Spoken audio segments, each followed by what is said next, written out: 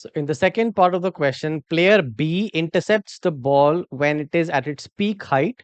Player B holds the pedal stationary and vertical, like as shown in the figure. The ball is in contact with the pedal for this many seconds. So time of contact is given.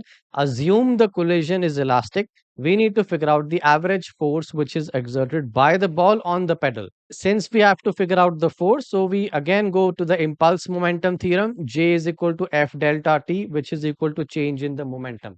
Since we have to find F, let us make F as the subject. So we'll get delta P upon delta T.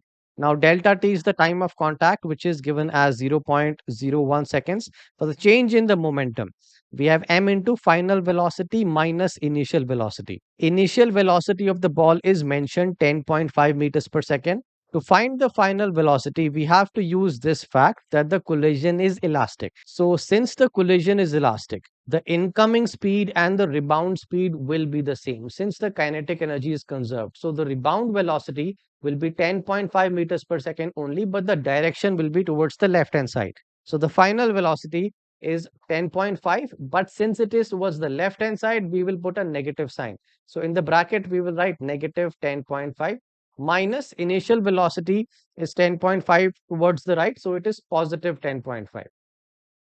And we have the mass. What's the mass of the ball? It was 2.7 grams. So instead of m, we will be writing 2.7 into 10 to the power minus 3. And if we solve this, now let's put the value of delta p in this expression. So force will be equal to delta p upon time. Delta p is 2.7 into 10 to the power minus 3. In the bracket, we have minus 10.5 minus 10.5, which will be a negative 21 divided by the time taken. Time of contact is 0.01 seconds. So if we simplify this, we will get the value of force as negative 5.67 newtons. So minus sign only represents the direction leftward. So the magnitude of force will be 5.67 newtons.